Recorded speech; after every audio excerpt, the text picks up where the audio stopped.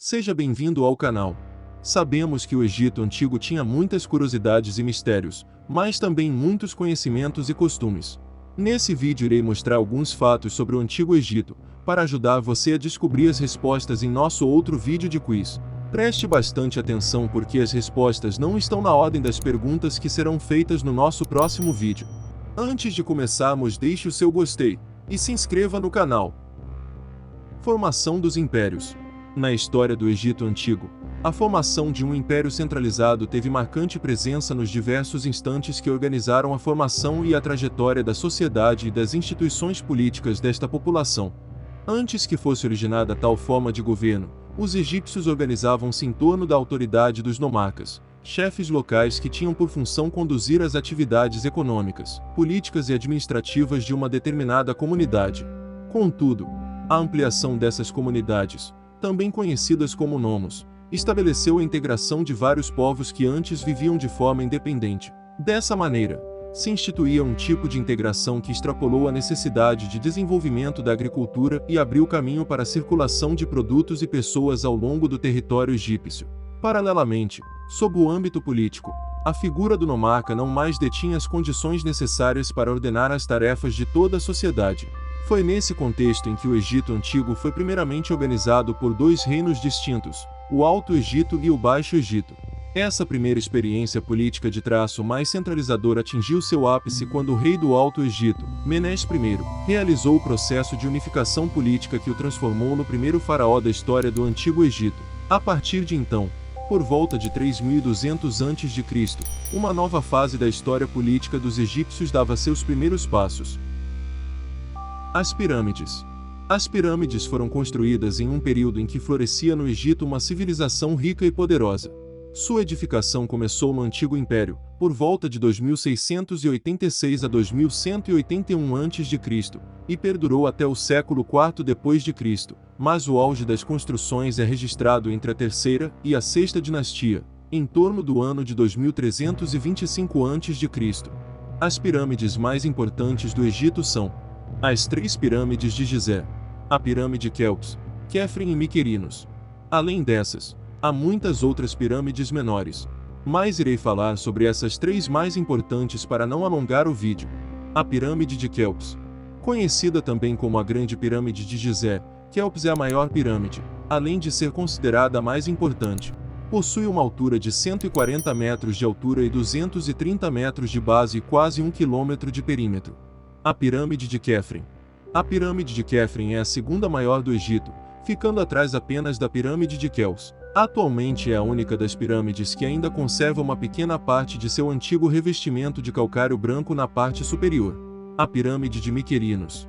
A pirâmide de Miquerinos é a menor do conjunto, mas também muito interessante. Possui uma altura de 66 metros e sua base possui um pouco mais de 100 metros. Os egípcios escolheram a forma de pirâmide para facilitar a ascensão do faraó aos céus, onde seria acolhido por Ra, a divindade mais poderosa na mitologia egípcia.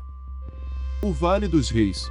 O Vale dos Reis é a necrópole em que descansam numerosos faraós do Império Novo. Foram descobertas mais de 60 tumbas talhadas nas rochas. É conhecido pelo nome de Vale dos Reis, um vale situado a 643 quilômetros a sul do Cairo, na margem ocidental do rio Nilo, junto à cidade de Luxor, antiga Tebas. Seu nome vem do fato do local abrigar em meio à rocha escavada a maioria dos túmulos de faraós do Médio e Novo Império do Egito Antigo, assim também como os túmulos de alguns nobres que trabalhavam para a corte. O vale foi chamado de Taiz Emet, que significa lugar da verdade. O primeiro faraó que foi enterrado no Vale dos Reis foi Tutmoses I, faraó da 18ª dinastia. O Vale dos Reis foi o principal local de sepultamento das principais figuras reais do Reino Novo Egípcio, junto com os de poderosos nobres. As tumbas reais são decoradas com cenas da mitologia egípcia e dão pistas para as crenças e rituais funerários do período. Principais deuses egípcios. Ra-Atum, primeiro deus do panteão. Ra-Atum é o responsável pela criação do mundo. Representado pelo Sol, ele é descrito de diversas formas, sendo a mais comum com a face de uma ave de rapina. Os egípcios acreditavam que seu rei, o faraó, era a encarnação de Ra. Osíris. Descendente de Ra, Osíris é o filho mais velho do casal Geb e Nut. Ele reinou sobre a terra como o primeiro faraó do Egito. Ísis. esposa irmã de Osíris. Ísis era protetora, piedosa e estava relacionada à magia. Com Osíris teve o filho Horus. Sete, deus do caos. Sete é responsável pelas guerras e por toda a escuridão. Com a forma do porco formigueiro, ele matou seu irmão, Osíris. Neftis, irmã e esposa de Sete, e após a morte de Osíris, separou-se de seu esposo e juntou-se à sua irmã Ísis em luto. Horus, filho de Osíris e Ísis. Horus é representado com cabeça de falcão e corpo de homem. É o protetor dos faraós e das famílias. Lutou contra Sete pelo trono do principal deus do Egito após o assassinato de seu pai, Osíris.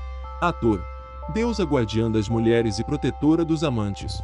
Ator é esposa de Horus, representada com a cabeça ou as orelhas de uma vaca. Anubis, com cabeça de chacal. Anubis nasceu da união de Osíris e Neftis. Foi responsável pela mumificação ao embalsamar o corpo do pai. Toto, alguns textos evocam-no como filho de Ra, enquanto outros, como de Sete, patrono da lua, da sabedoria e da cura.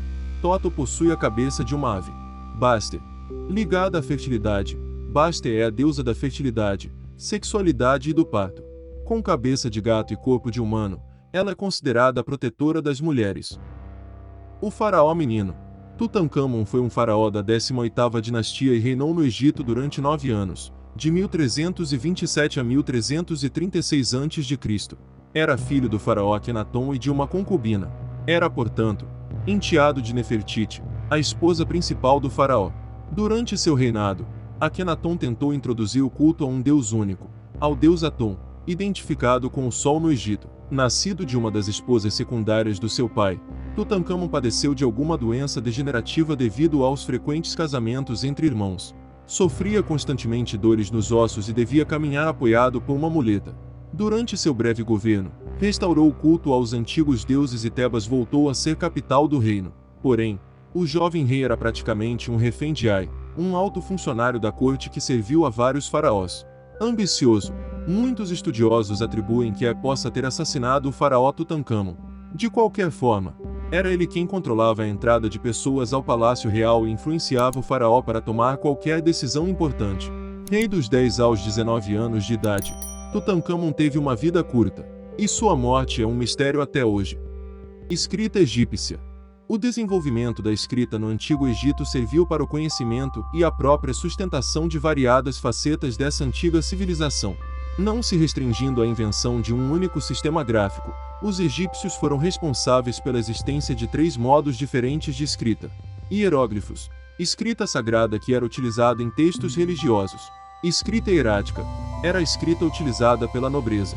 Escrita demótica, era a escrita usada pelos escribas na contabilidade dos templos e armazéns reais e a mais comum. A escrita não era uma habilidade acessível para qualquer egípcio. Para o desenvolvimento dessa tarefa, os escribas serviam como profissionais especializados que obtinham tal conhecimento nas escolas mantidas pelo próprio poder real. O interesse do Estado em propagar esse tipo de conhecimento é justificado pelo importante papel desempenhado pelos escribas no controle dos recursos reais. A escrita egípcia também possibilitou a elaboração de uma literatura própria daquela civilização. Nos textos encontrados, podemos observar o desenvolvimento de textos variados que poderiam falar sobre importantes questões religiosas, indo até a produção de sátiras do cotidiano. Entre as principais produções literárias, destacamos o Livro dos Mortos e a Sátira das Profissões. Classes do Egito. Faraó era o título atribuído aos reis do Egito Antigo. Nobres e sacerdotes. Os nobres eram administradores dos nomes, que eram divisões territoriais do Egito. Já os sacerdotes faziam parte da elite intelectual, tendo vista que eram considerados intermediários entre os homens e os deuses. Soldados tinham como função conservar a ordem interna do império e segurança do faraó e seus familiares, além de ajudarem na expansão territorial.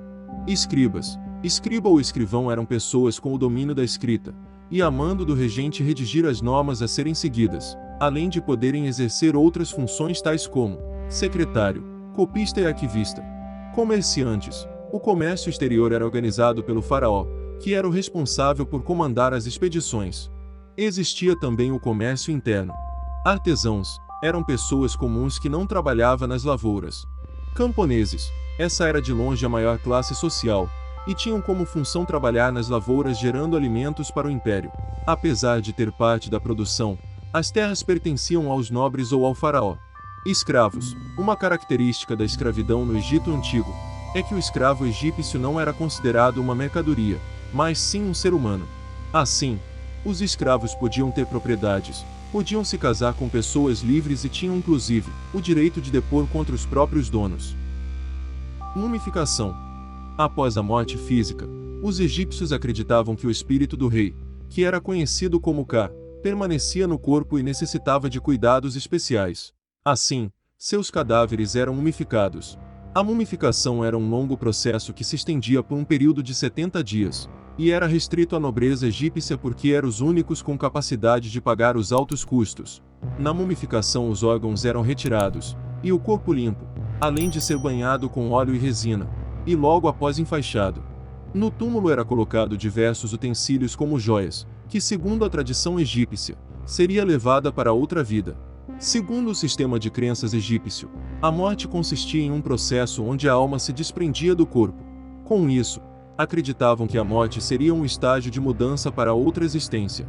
Sendo o corpo compreendido como a morada da alma, havia uma grande preocupação em conservar o corpo dos que faleciam. Dessa forma, desenvolveram-se variadas técnicas de mumificação capazes de preservar um cadáver durante anos. As mastabas. Os egípcios começaram a construir túmulos desde a primeira dinastia do período arcaico. As mastabas eram as edificações para abrigar os cadáveres que precederiam as famosas pirâmides. Os homens mais ricos exigiram túmulos mais sofisticados e complexos que se desenvolveram até as mastabas, mas um formato não eliminou o outro. Os dois coexistiram e as mastabas continuaram recorrentes, pois eram uma alternativa mais simples. Os lugares de enterramento dos antigos egípcios foram evoluindo ao longo dos tempos. Com efeito, os primeiros túmulos eram simples e modestos, mas com o passar do tempo começaram a ser feitos com tijolos e revestimentos externos, e em seguida apareceram as mastabas, cujo desenvolvimento e evolução arquitetônica permitiram que se chegasse às pirâmides escalonadas e, por fim, às pirâmides lisas. Todos estes edifícios funerários pretendiam ser invioláveis, porém isso não acontecia. A evolução da construção relaciona-se também com a tentativa de manter estes espaços sagrados preservados e intactos. Pois bem, chegamos ao fim do vídeo. Obrigado por chegar até aqui. Agora você está preparado para o nosso quiz. Vamos ver se você sabe tudo sobre o Egito Antigo ou se prestou atenção no vídeo. Antes de sair desse vídeo, deixe seu gostei, se inscreva no canal e boa diversão e uma boa sorte!